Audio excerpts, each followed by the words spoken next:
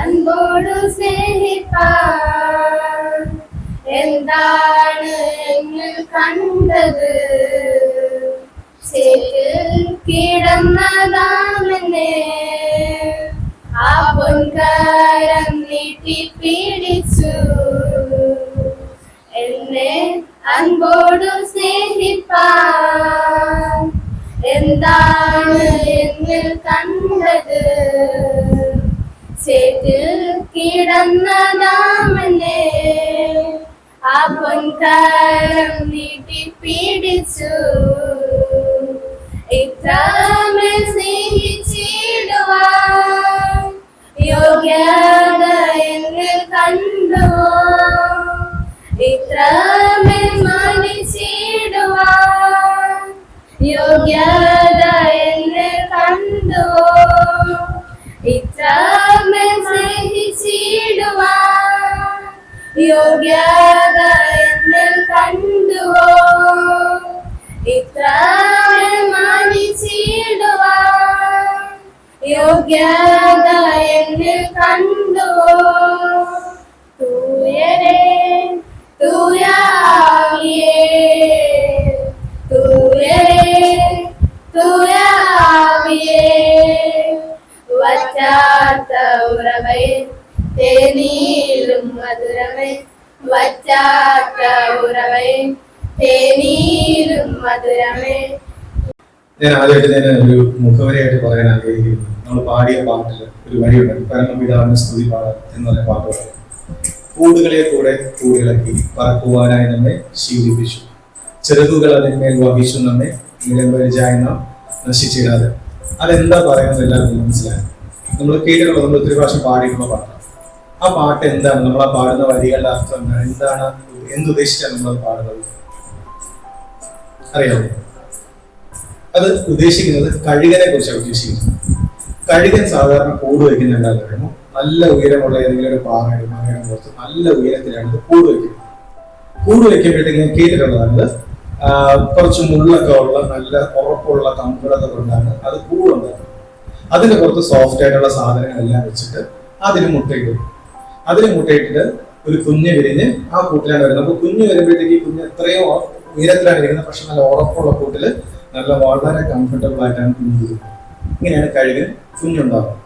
കുഞ്ഞ് കുറച്ച് ആഹാരം ഡെയിലി കഴിക്കാൻ വേണ്ടുന്ന ആഹാരമൊക്കെ കൊടുത്ത് പിന്നെ അവിടെ നിന്ന് കുറച്ചൊന്ന് ബലപ്പെട്ട് കഴിയുമ്പോഴത്തേക്ക് കഴുകന് തോന്നും ഈ കുഞ്ഞ് ഇനി കൂട്ടിനകത്ത് ഇരുന്നാൽ പുറത്ത് ജനിച്ചു, കുറച്ച് വളർന്നു, കുറച്ച് ബലമൊക്കെ വെച്ചു, ഇനി അടുത്ത് എന്താ ചെയ്യേണ്ടത്? പറക്കണം. പറക്കുമ്പോൾ എങ്ങനെയാ പറക്കേണ്ടത്? കഴുകൻ പറക്കുന്ന കാക്ക പറക്കുന്ന പോലെ, പരുന്ത് പറക്കുന്ന പോലെ, അല്ലെങ്കിൽ ബാക്കിയുള്ള കിളികൾ പറക്കുന്ന പോലെ അല്ല കഴുകൻ പറക്കുന്നത്. കഴുകൻ ഏറ്റവും ഉയരത്തിൽ പറക്കുന്ന ആളാണ് കഴുകൻ പറയുന്നത്. അപ്പം ഈ ഉയരത്തില് കുഞ്ഞിരിക്കുവാണ്. ആദ്യം അതിന്റെ ആ ഒരു കംഫർട്ടബിൾ ആയിട്ടുള്ള സാധനങ്ങളൊക്കെ കഴുകൻ ഇരുത്താൻ സാധിക്കും. പിന്നെ ചെറിയ ചെറിയ മുള്ളുകളൊക്കെ ഒന്ന് കുത്താൻ തുടങ്ങും. അപ്പൊ കുഞ്ഞിന് അവിടെ ഇങ്ങനെ ഇരിക്കാൻ പറ്റത്തില്ല. അപ്പൊ ഒരു ബുദ്ധിമുട്ട് ഫീൽ ചെയ്യും. അത്രയും ദിവസം വളരെ കംഫർട്ടബിൾ ആയിട്ട് നല്ല പതുപത്ത ഒരു മെത്ത പോലത്തെ സാധനത്തിൽ ഇത്രയും ഉയരത്തിൽ ഒരു പ്രശ്നമില്ലാതിരുന്ന കുഞ്ഞിന് അന്ന് തൊട്ട് കുറച്ച് ബുദ്ധിമുട്ടുകളൊക്കെ ഫീൽ ചെയ്യുള്ളൂ. കുറച്ച് പ്രശ്നങ്ങളൊക്കെ ചവിട്ടാനൊക്കെ പറ്റില്ല. അത് കഴിയുമ്പോഴത്തേക്ക് ആഹാരമൊക്കെ സമയത്ത് കൃത്യമായിട്ട് കിട്ടുന്നുണ്ടോ? അത് കഴിയുമ്പോഴത്തേക്ക് കഴുക വന്നിട്ട് കൂടിനെ മൊത്തത്തിനെ ഇളക്കി കളയും. കൂട് ഇളക്കി കളയുമ്പോഴത്തേക്ക് കുഞ്ഞിനെ പിന്നെ താഴോട്ട് നോക്കുമ്പോൾ അറിയാം താഴെ ഭയങ്കര ആഴമാണ്. അപ്പൊ അതുകൊണ്ട് അടുത്തുള്ള ഏതെങ്കിലും പാറയിലോ കമ്പിലോ എവിടെയെങ്കിലും ഇടിച്ചെങ്കിരിക്കും. അവിടുന്ന് കുഞ്ഞ് തന്നെ താഴോട്ട് പോകുന്നില്ല, അല്ലെങ്കിൽ പറക്കാൻ തുടങ്ങുന്നില്ല എന്ന് കഴുകനെ തോന്നിക്കഴിഞ്ഞാൽ കഴുകൻ അടുത്ത് ചെയ്യുന്നത് തട്ടി അങ്ങോട്ട് താഴെ. എന്ത് ക്രൂരതയുള്ള കഴുകനായിരുന്നു, തട്ടി താഴോട്ട്. അപ്പൊ ഈ ഇത്രയും ഹൈറ്റിൽ നിന്ന് ഇത് ചിറകിട്ടടിച്ച് ഇങ്ങനെ വീഴാൻ പോകുമ്പോഴത്തേക്ക് വെപ്രാളത്തിൽ എന്തൊക്കെ ചെയ്യും? കുഞ്ഞിന് തോന്നും തീർന്നു, ഞാൻ തറയിൽ വീണ് ചാവാ പോവുകയാണ് എന്ന് തോന്നുന്ന സമയത്ത് കഴുകൻ വന്ന് ഇതിനെ പൊക്കിയെടുത്ത് വീണ്ടും കൊണ്ട് മുകളിൽ നിർത്തും. ആഹാരം കൊടുക്കും, അതിനാവശ്യമുള്ളതെല്ലാം കൊടുക്കും. അടുത്ത ദിവസം ആകുമ്പോഴത്തേക്ക് വീണ്ടും ചിലപ്പോൾ കുഞ്ഞ് പറന്നില്ലെങ്കിൽ ഇതുപോലെ തട്ടി താഴോട്ട് വീണ്ടും ചിറകിട്ടടിക്കും. അതിന് ചിറക് ബലമുള്ളതാണ്. കുറച്ച് കഴിയുമ്പോഴത്തേക്ക് കഴുകൻ ആഗ്രഹിക്കുന്ന പോലെ ഈ കുഞ്ഞ് എന്തെങ്കിലും പറയുമ്പോൾ കഴുകൻ പറക്കുന്ന പോലെ അത്രയും ഉയരത്തിൽ പറക്കാൻ ബലമുള്ള ഒരു പക്ഷിയായിട്ടാണ് മാറും. നമ്മൾ ഈ പാടുമ്പോഴത്തെ ഒരു കാര്യം മനസ്സിലാക്കണം. നമ്മുടെ ജീവിതത്തിൽ നമുക്ക് പല സമയത്തും നമ്മൾ ദൈവത്തെ അറിഞ്ഞ സമയത്തോ അല്ലെങ്കിൽ അതിന് മുമ്പോ ശേഷമായിട്ട് നമ്മുടെ ജീവിതത്തിൽ വളരെ നല്ല രീതിക്ക് നമ്മൾ വളരെ കംഫർട്ടബിൾ ആയിട്ടുള്ള സമയങ്ങളുണ്ടാവും.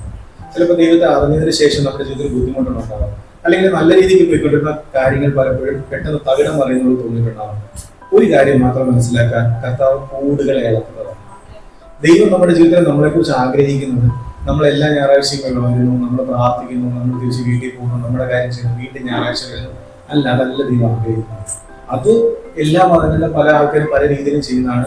നമ്മൾ ഒരു മതത്തിന്റെ അനുഗാമികളോ അല്ലെങ്കിൽ ഒരു മതത്തിന്റെ വക്താക്കളോ അല്ല, ഒരു മതത്തെ പ്രചരിപ്പിക്കാനല്ല നമ്മൾ കർത്താവിന്റെ സ്നേഹത്തെ പറയുന്നത്, കർത്താവിന്റെ സാക്ഷികളായിട്ട് ജീവിക്കുന്നവരാണ്, കർത്താവുമായിട്ടുള്ള ഒരു വ്യക്തിബന്ധം വേണമെന്ന് ആഗ്രഹിക്കുന്ന ഒരു കൂട്ടം, അവരെയാണ് ദൈവമക്കൾ എന്ന് വിളിക്കുന്നത്. ക്രിസ്ത്യാനികൾ അല്ലെങ്കിൽ ക്രിസ്തുവിന്റെ ശിഷ്യന്മാർ അങ്ങനെ ക്രിസ്തുവിന്റെ സ്വഭാവം ഈ ലോകത്തിൽ വഹിക്കുന്നവർ. അതുകൊണ്ട് കർത്താവ് പറയാൻ, നിങ്ങൾ ഈ ലോകത്തിന്റെ വെളിച്ചവും നിങ്ങൾ ഈ ലോകത്തിന്റെ ഉപ്പുമാണെന്ന് പറയുന്നത്. അതുകൊണ്ടാണ് നിങ്ങൾ ഏതെങ്കിലും ഒരു എന്താ പറയുക ഒരു കാര്യം മതം പ്രൊക്ലെയിം ചെയ്യുന്ന ആൾക്കാരല്ല, നിങ്ങൾ ലോകത്തിൽ വെളിച്ചമാണ്. കാരണം ലോകത്തിൽ മൊത്തം ഇരുട്ടായിരിക്കുമ്പോൾ നിങ്ങൾ വെളിച്ചമായിട്ടിരിക്കുന്ന ആൾക്കാരാണ്.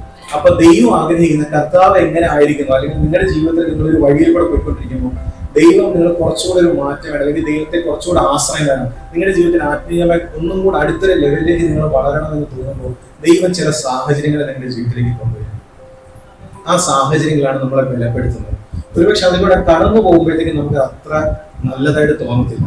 ഒരുപക്ഷെ കടന്നു പോകുമ്പോഴത്തേക്കും നമുക്ക് നിരാശയായിരിക്കാം, ചിലപ്പോൾ വേദനയായിരിക്കാം, വിഷമമായിരിക്കാം. പക്ഷെ ഒരു കാര്യം ഉറപ്പു തരാം, ഇത് കഴിഞ്ഞ് പുറത്തു വരുമ്പോഴത്തേക്ക് നമ്മൾ ആത്മീയമായ കർത്താവിനോട് ഏറ്റവും അടുത്ത് നമ്മൾ ശക്തി പ്രാപിച്ചവരായിട്ട് നമ്മൾ പുറത്തു വരും.